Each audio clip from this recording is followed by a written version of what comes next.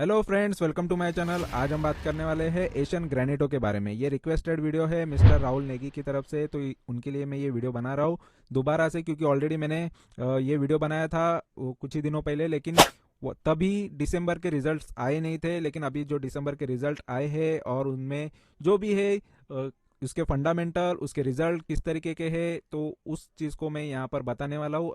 और डिटेल में ये वीडियो होने वाला है कंप्लीटली, तो वीडियो एंड तक देखो। और वीडियो अच्छा लगेगा तो जरूर चैनल को सब्सक्राइब करना, ठीक है। तो सबसे पहले यहाँ पर देख लो, ये कंपनी के बारे में ऑलरेडी मैंने काफ़ी बार डिटेल दी है। ये सारी कंपनी के ये प्रोडक्ट्स है, काफ़ी अच्छे प्रोडक्ट्स यहाँ पर नजर आएंगे आपको। इसके क्लाइंट्स भी काफ़ी बड़े बड़े लोग नजर आएंगे। लेकिन फिर भी कंपनी का अगर बिजनेस देखा जाए तो बिजनेस में आपको थोड़ा बहुत प्रॉब्लम नजर आएगा, यानी सेल्स में थोड़ा प्रॉब्लम नजर आएगा, उसके नेट प्रॉफिट में थोड़ा प्रॉब्लम नजर आएगा। तो उसके पीछे की वजह क्या है, क्या कहाँ गड़बड़ हो रही है, ये सारी चीज़ें हम यहाँ पर ये वीडियो के अंदर देखने वाले हैं, ठीक है। तो सबसे पहले यहाँ पर मैं थोड़ी इसके और भी डिटेल दिखा देता हूँ मेरे शीट के अंदर कि ये शेयर में देखो, ये शेयर का थोड़ा और मेरा प्राइस भी दिखा दूंगा जो भी अपडेटेड है, ठीक है। मार्केट इतना अच्छा चला है ये फ्राइडे के दिन, फ्राइडे यानी जस्ट 3 फरवरी 2023 में, ठीक है। तो तभी इतना अच्छा चलने के बाद भी ये शेयर कुछ खास चला नहीं है। यहाँ पर आप देख सकते हो, ये जो आपको नजर आएगा 41 का प्राइस है फिलहाल एलटीपी, और ये 3 रुपया गिर चुका है, यानी 6-7% गिरा है। तो उस दिन ये क्यों हुआ, तो उस दिन ये रिजल्ट का इफेक्ट है। रिजल्ट उसके पहले दिन आए, लेकिन यहाँ पर उसका इफेक्ट नेक्स्ट डे दिखा दिया इसने कि किस तरीके से ये गिरा है, और ये मार्केट को काफी नेगेटिव लगा है। जो इन्वेस्टर है उन्होंने इसको बेचना चालू कर दिया, ठीक है। तो इस वजह से शेयर गिरे। तो यहाँ पर अभी क्या कर सकते हैं, क्योंकि ये स्टॉक में तो काफी लोग फंस चुके हैं, काफी लोगों का पैसा यहाँ पर लग चुका है और काफी ज्यादा लग चुका है, ठीक है। तो यहाँ पर मैं जस्ट यहाँ पर ये बताना चाहूंगा, देखो ये ऑलरेडी मार्केट ही देखा जाए, एक नेगेटिव पॉइंट अगर देखा जाए तो मार्केट खुद यहाँ पर 5-5.5% डाउन पे है इसके हाई से। तो हाई पे हाई मार्केट खुद भी नहीं बना रहा है, और मार्केट में नेगेटिविटी भी काफी ज्यादा है। बजट से भी कुछ एक्सपेक्टेशन थी मार्केट ने, वो भी देखा है कि उसमें कुछ अच्छा नजर नहीं आया मार्केट के लिए। इस वजह से वहां से भी मार्केट डाउन ही था, और फिलहाल यहाँ पर काफी चीजें नेगेटिव तो है ही। तो इस वजह से ये शेयर भी उसी के साथ नेगेटिव में हमको नजर आ रहा है। लेकिन जो भी है इसके पीछे यहाँ पर और भी वजह है, तो वो चीजें यहाँ पर हम देखेंगे, ठीक है। तो ये कंपनी के बारे में डिटेल में तो देखो काफी टाइम में बता चुका हूँ, इस पर काफी वीडियोस बन चुके हैं, तो आप वो देख सकते हो, और उसके लिंक मैं मेरे डिस्क्रिप्शन में दे दूंगा। लेकिन यहाँ पर इंपॉर्टेंट जो चीज है यहाँ पर मैं बताता हूँ कि मेरी इन्वेस्टमेंट प्राइस क्या हो गई है। ऑलरेडी यहाँ पर मेरा 130 के ऊपर का एक टाइम पे प्राइस था, 130-32 का, और तब से मैं ये वीडियोस डालते आ रहा हूँ। और तब से मैंने यहाँ पर इसको देखो, जब जब गिरावट लगा, मुझे लगा वो टाइम पे मैंने खरीद के इसको 90 के भाव पे लेके आया हूँ। 90.83 का इसका एवरेज प्राइस है, ठीक है। मतलब 40 रुपए के ऊपर मैं इसको एवरेज कर चुका हूँ, यानी 40 रुपया ये नीचे आ चुका है मेरे जो प्रीवियस भाव था। तो ये चीज जरूरी होता है कि अगर भाव आपके पास नहीं आ रहा है, शेयर का प्राइस आपके पास नहीं आ रहा है, तो आप प्राइस के पास चले जाओ। लेकिन ये इंपॉर्टेंट भी है कि आपकी इन्वेस्टमेंट कितनी है, ठीक है। चलो इस हिसाब से मेरा टारगेट देखो 109 का बन रहा है। ये किसी को भी लगेगा ये हाई ही है, अभी भी टारगेट काफी लंबा है। देखो मार्केट से ये स्टॉक अगर देखा जाए तो 60% से ज्यादा गिर चुका है। काफी ज्यादा ये गिरावट है निफ्टी के मुकाबले। निफ्टी देखो 4-5% गिरा है, तो ये 60% गिरा है, यानी ये काफी ज्यादा गिरावट में हमको नजर आ रहा है। पी अच्छा नजर आ रहा है, ईपीएस भी ठीक ठाक है इसका। लेकिन यहाँ पर इसका जो हाई रह चुका है, देखो 52 वीक हाई जो रहता है ना, तो वो को कभी भी टच करने का देखता ही है। कोई भी स्टॉक हो तो हाई के आसपास आपके टारगेट हो तो आप समझ लेना आज नहीं तो कल वो हाई तो टच करने का कोशिश करता ही है, ठीक है। तो हाई के आसपास के ही टारगेट होने चाहिए। तो फिलहाल हाई तोड़ के ये जाना इजी भी हो सकता है जब ये भागना चालू करे। तो ये जस्ट मेरा कहना है। बहुत लोगों को लगता है कि मैं किसी भी शेयर के बारे में पॉजिटिव को क्यों बोलता हूँ, क्या कुछ गलत चीजें उनको लगती है कि ये चीज बोल के मैं गलत करता हूँ। लेकिन यहाँ पर देखो ये मेरे खुद की इन्वेस्टमेंट है, इस वजह से मैं बता रहा हूँ, और मेरा एक्सपीरियंस काफी ज्यादा है आप लोगों से, कमेंट करने वालों लोगों से, ठीक है। तो इस वजह से मैं यहाँ पर बता सकता हूँ, और काफी ज्यादा शेयर्स में मैंने प्रॉफिट लिया है। ये प्रॉफिट के रिकॉर्ड देख के एक बार है ना, मुंह कभी भी शांत रखा करो, क्योंकि अगर आपको कुछ पता नहीं है और आपको एक्सपीरियंस नहीं है तो आप बोलना कम चाहिए, ठीक है। बट किसी किसी को कुछ एक्सपीरियंस नहीं होता, बट वो कभी कभी ज्यादा बोलने की कोशिश करते हैं, लेकिन उनका नॉलेज, उनका एक्सपीरियंस, उनका पोर्टफोलियो दिखाई देता है, ठीक है। और उनका यहाँ पर देखो ये इतने सारे शेयर्स में से प्रॉफिट निकालना कोई इजी बात नहीं है, देखो।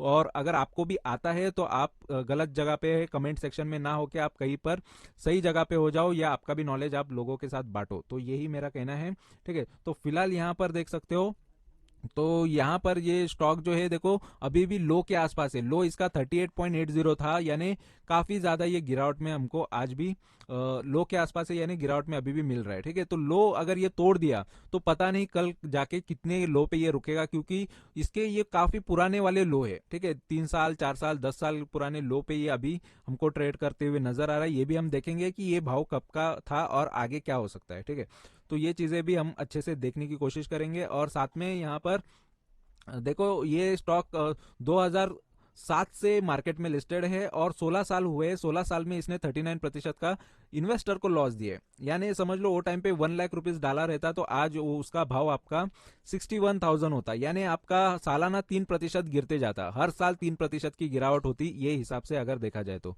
यानी काफी ज्यादा ये स्टॉक ने लॉस लोगों का कराया है, इन्वेस्टर का काफी ज्यादा लॉस कराया है। अगर कंपैरिजन की बात करेंगे, देखो कंपैरिजन होना चाहिए। अगर आप किसी स्टॉक में इन्वेस्टेड हो और वो स्टॉक ही गिर रहा है या बाकी भी स्टॉक गिर रहे हैं या उसका भी परफॉर्मेंस कैसा है, ये सारी चीजें देखना जरूरी होता है। तो देखो सबसे टॉप पे अगर ये सेक्टर के अंदर ये जो काम कर रही है उसके अंदर कोई बड़ी कंपनी है तो कजारिया सेरेमिक।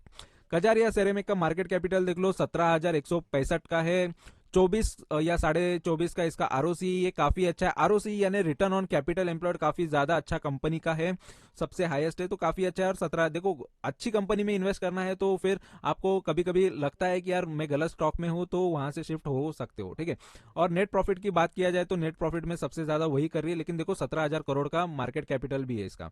17,000 करोड़ कहाँ और आपका एशियन ग्रेनाइटो 500 करोड़ कहाँ, तो 500 से और 17 का क्या कंपेरिजन हो सकता है। लेकिन फिर भी देखो उसका नेट प्रॉफिट कितना कम है। ठीक है, अगर ये 7,000 करोड़ की कंपनी है, यहां पर देख लो ये 56 करोड़ का प्रॉफिट कर रही है, ये शायद उससे भी ज्यादा कभी आगे जाके करें। ठीक है, और इसका भी आरओसी काफी अच्छा है, सिरा सैनिटरी। ठीक है, और अगर ये थर्ड नंबर की है सोमाया सेरेमिक्स, ये देखो 2200 करोड़ की कंपनी है, इसका भी पी आरओसी ठीक ठाक है 11 करोड़ का, यानी देखो काफी नेट प्रॉफिट कम कम ही नजर आएगा ये सेक्टर के अंदर। और यहाँ पर ये एक्सारोटाइल से देखो 1 करोड़ का नेट प्रॉफिट हो रहा है, ये क्वार्टरली प्रॉफिट की बात कर रहा हूँ। यहाँ पर देखो मेजोरिटी स्टॉक जो है यहाँ पर ये कम ही प्रॉफिट कर रहे हैं, लेकिन यहाँ पर ये स्टॉक लॉस कर रहा है। तो ये लॉस क्यों किया इसने, ये हम बात करेंगे। लेकिन देखो सबसे हाईएस्ट डिविडेंड में फिर भी इसी का नाम आ रहा है। ठीक है, डिविडेंड फिर भी दे रहा है, लॉस कर रहा है लेकिन कहां से ये डिविडेंड दे ही रहा है। आगे हम देखेंगे आगे जाके डिविडेंड देगा नहीं देगा, लेकिन अभी तक का रिकॉर्ड के हिसाब से ये डिविडेंड हाईएस्ट देता है। और यहाँ पर सबसे नीचे जो है जिसका मार्केट कैपिटल सबसे कम है और जिसका यहाँ पर भाव भी कंपनी का भाव कम है 36 रुपीज का, वो शेयर है मरुदेश। ठीक है, मुरुदेश सेरेमिक, और ये इसका आरओसी कम है और इसका देखो फिर भी इससे ज्यादा तो ये प्रॉफिट कर रही है। ठीक है, तो फिलहाल हमको ये देखना है कि ये आगे जाके कितना ही कहाँ तक रहती है। और इसका मार्केट कैपिटल देखो शेयर का भाव गिरता है तो मार्केट कैपिटल भी गिरता है, ये हमेशा याद रखना। अगर मेरे आप पहले के वीडियो देखोगे उसके अंदर भी मैंने मार्केट कैपिटल से लेके सारी चीजें मैंने बताई हुई है और वो लिंक मेरे डिस्क्रिप्शन में आपको मिल जाएंगे सारे वीडियोस के। ठीक है, तो फिलहाल यहाँ पर इसके क्वार्टरली रिजल्ट के हिसाब से देखा जाए तो देखो क्वार्टरली रिजल्ट में यहाँ पर, ठीक है, तो क्वार्टरली रिजल्ट्स यहाँ पर मैं प्रॉपरली दिखाने के लिए ये दिखा देता हूँ। तो देखो क्वार्टरली रिजल्ट्स अगर देखा जाए कंपनी के, तो यहाँ पर आपको नजर आएगा, यहाँ पर मैं दिखा देता हूँ। तो क्वार्टरली रिजल्ट्स में देखो कंटिन्यूसली सेल्स जो थे काफी अच्छे थे, अप डाउन हमको नजर आ रहा है सेल्स में।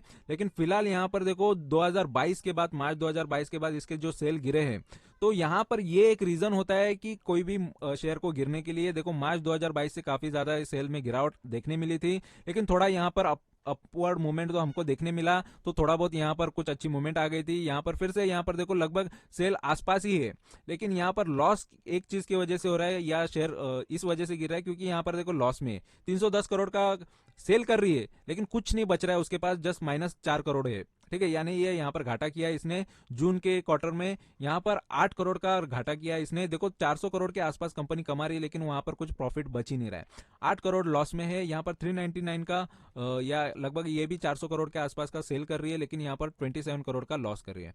तो ये चीजें हम देखेंगे, ये क्वार्टरली रिजल्ट अच्छे से समझेंगे। और ईयरली रिजल्ट तो मैंने पहले भी बता चुका हूँ, ईयरली देखो कंटिन्यूसली सेल्स काफी अच्छे बढ़ते जा रहे हैं, सेल्स काफी अच्छे हैं, लेकिन यहाँ पर जो रेड में है एक्सपेंसेस भी उसी हिसाब से हो रहे हैं। देखो यहाँ पर 1500 करोड़ 1585 करोड़ का यहाँ पर अगर सेल कर रही है तो 1580 करोड़ का तो कंपनी का खर्चा ही हो रहा है। तो खर्चे ज्यादा होने की वजह से यहाँ पर कंपनी का नेट प्रॉफिट सीधा सीधा माइनस में चला जाता है। तो ये एक घाटा है, ये एक नुकसान है किसी भी कंपनी के बारे में अगर आप देखोगे तो ये चीज नहीं होनी चाहिए, एक्सपेंसेस कंट्रोल में होनी चाहिए। तो एक्सपेंसेस क्या है ये हम देखेंगे।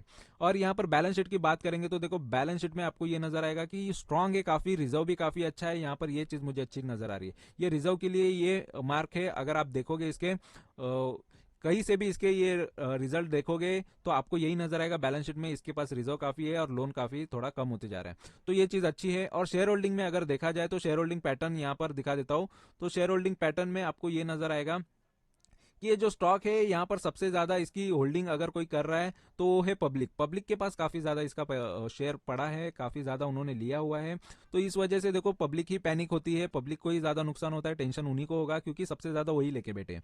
और यहाँ पर प्रमोटर देखो काफी ज्यादा कम है, फिर भी पब्लिक से काफी कम है, 29% है। लेकिन सेकंड नंबर पे उन्हीं के पास सबसे ज्यादा शेयर है और बाकी सब आराम से बैठे रहेंगे क्योंकि उनके पास काफी कम शेयर है। ठीक है, जैसे एफ है, एफ देखो लगभग यहाँ पर फिर भी एफ की होल्डिंग थोड़ी बड़ी है, लेकिन यहाँ पर थोड़ी सितंबर के बाद थोड़ी घटी है देखो, यानी दिसंबर में भी उन्होंने भी बेचा है। यहाँ पर आपको 1.48 से यहाँ पर 1.21 नजर आएगा, यानी दिसंबर में उन्होंने भी बेचा हुआ है एफ ने या फॉरेन के इन्वेस्टर्स ने। और डी देखो काफी कम है, जीरो हो गए हैं, यानी डोमेस्टिक इन्वेस्टर जो इंडिया के बड़े इन्वेस्टर है जिसमें म्यूचुअल फंड आते हैं और बड़े बड़े लोगों के नाम आते हैं, उन्होंने यहाँ पर ज्यादा पैसा लगाया हुआ नहीं है।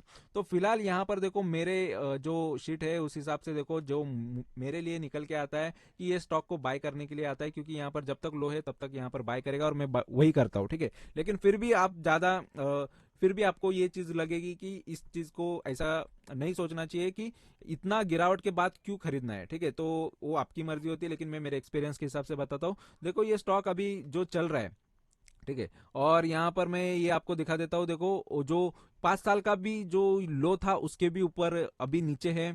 और यहाँ पर ये प्राइस जो चल रहा है अभी, अगर हम देख रहे हैं 40 का प्राइस कब हुआ करता था, यहाँ पर मैं जस्ट वो दिखाने की कोशिश कर रहा हूँ आपको। तो 40 का प्राइस यहाँ पर जस्ट ये काफी पुराना प्राइस है। और ये देखो ये यहाँ पर आपको 2014 के टाइम पे नजर आएगा, 7-8 साल पुराना ये प्राइस है। 7-8 साल पुराना प्राइस पे ये मार्केट आ गया है, यानी काफी पुराना भाव पे ये आपको नजर आएगा। ठीक है, तो ये काफी ये बुरी चीज है कि ये शेयर के लिए। देखो 8 साल पीछे चला गया है इसका भाव, यानी इसको काफी ज्यादा इसको मूवमेंट देना पड़ेगा। और ये देखो एक टाइम पे ये कितने का था, ये 300 के ऊपर एक टाइम पे हुआ करता था।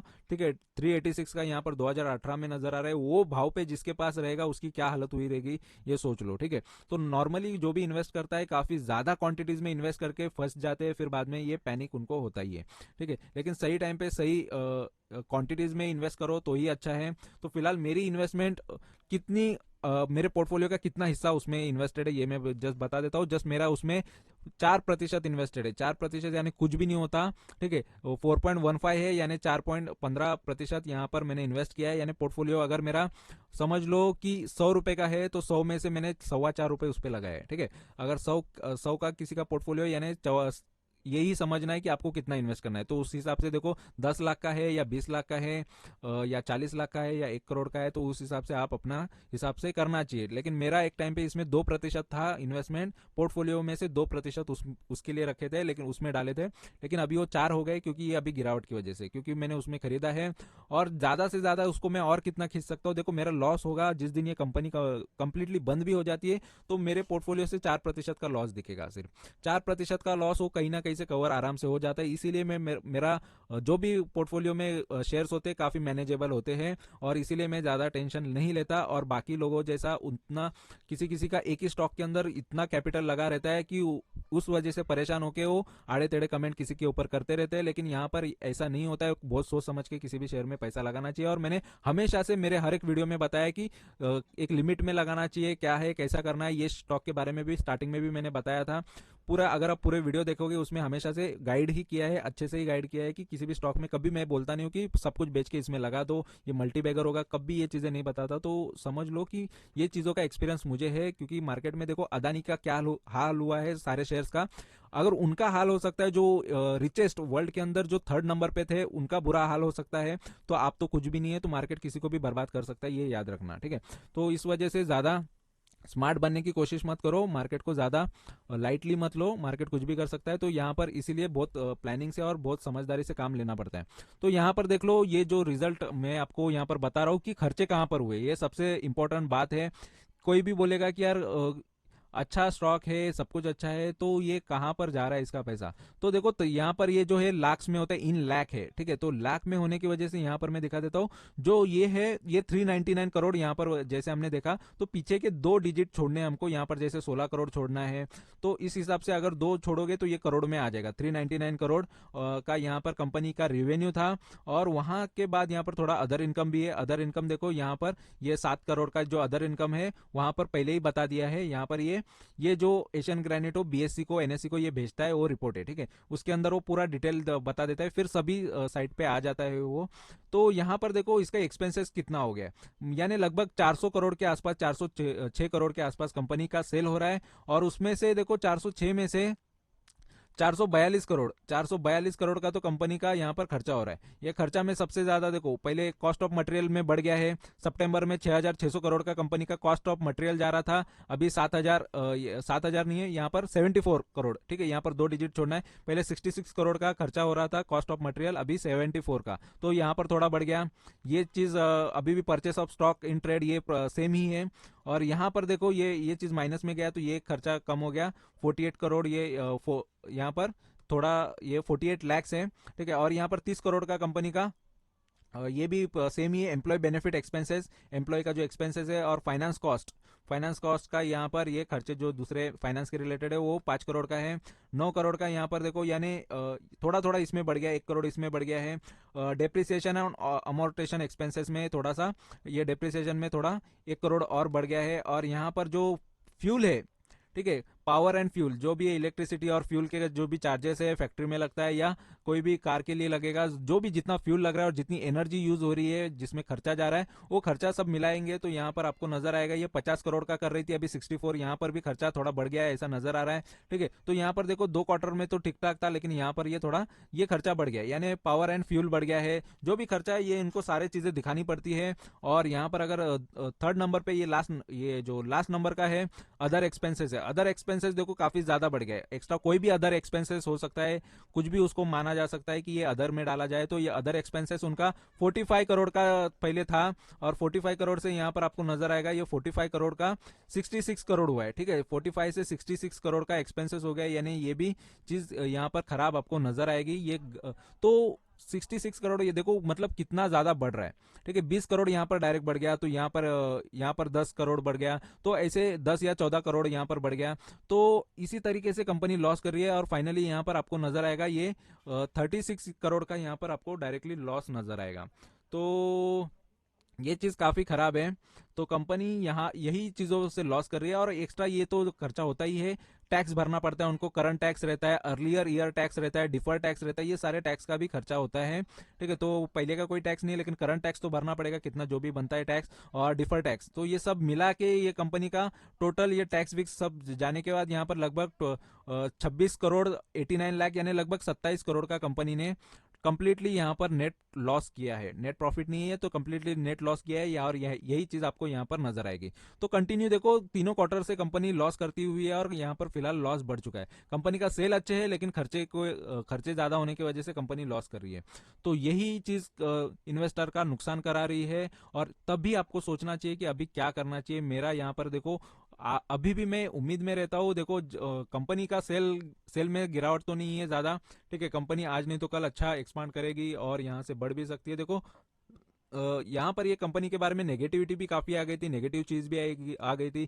इसका सीएफओ चेंज हो गया था, इसमें कोई घपला निकला था, तो ये सारी चीजों की वजह से मार्केट में उसके शेयर की प्राइस गिरी है। जैसे अदानी के शेयर में जैसे गिरावट हमको देखने मिली है, अदानी के बारे में थोड़ा भी नेगेटिव चीजें आ गई है, तो शेयर का देखो कि कितनी बुरा हाल हुआ है। तो इसी तरीके से कोई भी शेयर के बारे में, किसी भी कंपनी के बारे में थोड़ी भी नेगेटिविटी आ जाती है मार्केट में, इसीलिए मार्केट स्टेबल नहीं है। कोई भी शेयर स्टेबल नहीं होता, चाहे वो कितना भी बड़ा कंपनी हो, चाहे कितनी भी अच्छी कंपनी हो, ठीक है। आईटी कंपनी के बारे में बैड न्यूज आ गई, तो आईटी कंपनियां अभी आपको डाउन में नजर आएंगी, आईटी कंपनियां काफी ज्यादा गिरावट में आपको नजर आएंगी। तो यही चीज मैं आपको समझाना चाह रहा हूँ, बताना चाह रहा हूँ कि देखो मार्केट किसी का सगा नहीं होता, और मार्केट में बच्चों का काम नहीं होता है। जो भी बच्चा है जो रोता है जब ये गिरावट देखता है या ये लॉसेस देखता है, तो उनको यहाँ पर टिकने का या मार्केट में रहने का कोई हक नहीं बनता, क्योंकि वो जिंदगी भर उसको रोना पड़ेगा, क्योंकि ये चीजें देखनी ही मिलेगी।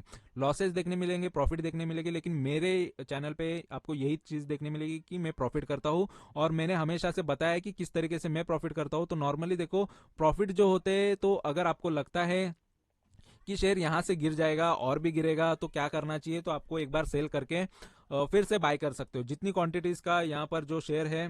ठीक है, तो फिलहाल अभी अगर आपको लग रहा है कि चलो मैं तो यहाँ पर हमेशा गिरावट में खरीदने के लिए बैठा रहता हूँ, तो मैं हमेशा नेगेटिव कभी नहीं सोचता, मैं हमेशा पॉजिटिव रहता हर एक शेयर के बारे में, क्योंकि आज नहीं तो कल वो काफी अच्छे रिटर्न देगा। ठीक है, तो फिलहाल मेरे जो डाउन साइड यहाँ पर चल रहे हैं, यहाँ पर मैंने आपको ऊपर तो दिखाए थे। ठीक है, तो उस हिसाब से अगर देखा जाए तो मेरा भी लॉस तो है, तो इस हिसाब से मुझे भी वो चीज मैं करता ही हूँ, फॉलो तो करता ही हूँ, तो मैं इसको यहाँ पर खरीद भी रहा हूँ। ठीक है, तो 54-55% का लॉस यहाँ पर नजर आ रहा है 41 का जब प्राइस हुआ है शेयर का। तो अभी मैं यही कर रहा हूँ कि इसमें और बाइंग कर रहा हूँ। अभी भी बहुत काफी अच्छे सस्ते भाव पे मिल रहा है, 41 के भाव पे। 38 का भी इसका जो लो है उसके आसपास भी जाता है, तभी भी मैं उसको बाय करूंगा। तो मैं हमेशा बाय के लिए अवेलेबल रहता हूँ, क्योंकि मैं हर एक शेयर के बारे में बुलिश रहता हूँ और बुल ही रहता हूँ। मुझे बुल ही बना रहना अच्छा लगता है, मुझे बेयर बनना अच्छा नहीं लगता, मुझे बेचना ज्यादा अच्छा नहीं लगता। प्रॉफिट होता है तो आराम से प्रॉफिट एंजॉय कर सकता हूँ, और सबसे ज्यादा क्वांटिटीज अगर मेरी बन जाती है इसके अंदर, तो सबसे ज्यादा प्रॉफिट भी मुझे ही होगा, क्योंकि और मैनेजेबल क्वांटिटीज खरीदता हूँ मेरे पोर्टफोलियो से। कभी ऐसा नहीं होगा कि किसी शेयर में मेरा 50% पूरा चला गया है मेरे पोर्टफोलियो का, तो ऐसा नहीं होगा। मैक्स टू मैक्स मेरा 11% डाले हुए वो 2-3 शेयर्स में है। तो वो भी स्ट्रांग शेयर होते हैं, अच्छे स्टॉक में ही ज्यादा से ज्यादा इन्वेस्टमेंट होती है। ठीक है, 10 या 11% ज्यादा से ज्यादा मेरी इन्वेस्टमेंट हो चुकी है अच्छे अच्छे स्टॉक में। ठीक है, मतलब मेरे पोर्टफोलियो से। और बाकी के जो भी है 2%, 3%, 4%, 5%, 6-7 इस तरीके के ही इन्वेस्टमेंट है, या 9%। तो अच्छे स्टॉक के हिसाब से उसमें इन्वेस्टमेंट हुई रहती है, या अगर गिरावट में अच्छा स्टॉक मुझे मिल रहा है तो उस हिसाब से भी वो स्टॉक में जरा ज्यादा इन्वेस्टमेंट हो जाती है। लेकिन मैक्स टू मैक्स मेरा 11% तक ही है, मैं किसी स्टॉक में इन्वेस्टेड हूँ। ये स्टॉक के अंदर मेरा होल्डिंग है 4% का। ठीक है, 4.15 का यहाँ पर मेरी होल्डिंग है। और मैंने आपको बता दिया है कि वो किस हिसाब से कैलकुलेट किया जाता है। 100 में से 4 रुपए इन्वेस्टेड है।